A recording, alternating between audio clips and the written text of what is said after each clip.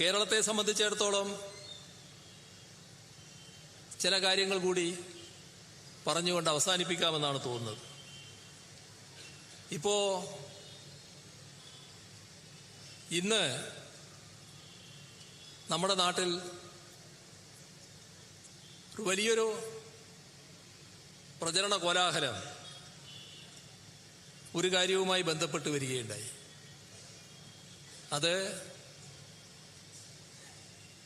ഹിന്ദു പത്രം ഞാൻ ഡൽഹിയിലുള്ളപ്പോൾ എൻ്റെ ഒരു ഇൻ്റർവ്യൂ എടുത്തിരുന്നു. ആ ഇൻ്റർവ്യൂവിൽ ഞാൻ പറയാത്തൊരു ഭാഗം അവരുടെ ഭാഗത്ത് നിന്ന് കൊടുക്കുന്ന നില വന്നു. അപ്പം അത് വന്നപ്പോൾ മുഖ്യമന്ത്രിയുടെ ഓഫീസിൽ നിന്ന് ഹിന്ദു നമ്മുടെ രാജ്യത്തെ പ്രധാനപ്പെട്ട ഒരു മാധ്യമമാണല്ലോ, മാധ്യമധർമ്മം കൃത്യമായി പാലിച്ചു പോകുന്ന ഒരു മാധ്യമവുമാണ്.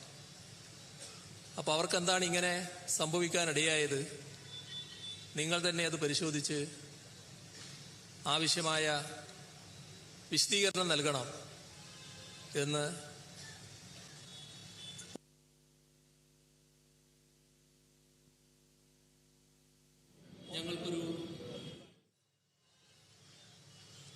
ഞാൻ മനസ്സിലാക്കുന്നത് ഇതിനകം അവരുടെ വിശദീകരണം വന്നു കഴിഞ്ഞു എന്നാണ്. കൃത്യമായി ഞാനത് കണ്ടിട്ടില്ല.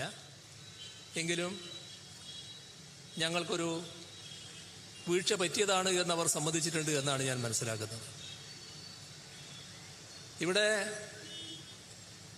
നമ്മുടെ സംസ്ഥാനത്തെ ഏതെങ്കിലും ഒരു ജില്ലയെയോ ഏതെങ്കിലും ഒരു മതവിഭാഗത്തെയോ പ്രത്യേകമായി കുറ്റപ്പെടുത്തുന്ന ഒരു സമീപനം എൻ്റെ ഭാഗത്തു നിന്നുണ്ടായിട്ടില്ല. ഞാനീ മാധ്യമങ്ങളെ കാണുന്നതും ഇതുപോലുള്ള പൊതുവേദികൾ സംസാരിക്കുന്നതും വിരളമായിട്ടല്ലല്ലോ, ദീർഘകാലമായി തുറന്നു വരുന്നൊരു കാര്യമാണല്ലോ. ആ തുറന്നു വരുന്നതിനൊരു രീതിയുണ്ടല്ലോ.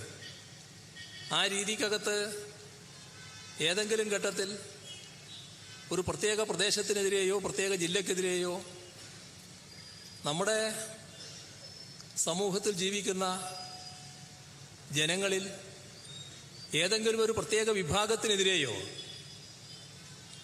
എൻ്റെ ഭാഗത്ത് നിന്ന് പരാമർശങ്ങൾ ഉണ്ടാകാറില്ല എന്ന് എല്ലാവർക്കും അറിയാമല്ലോ.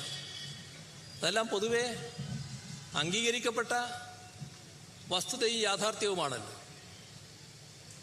എന്നാൽ ചില കാര്യങ്ങളിൽ വിയോജിപ്പ് പറയാറുണ്ട്. അത് തെറ്റായ കാര്യങ്ങൾക്കെതിരെ. ഇപ്പോൾ വർഗീയ ശക്തികൾ, വർഗീയത, അതിന് ശക്തമായി തന്നെ എല്ലാ ഘട്ടത്തിലും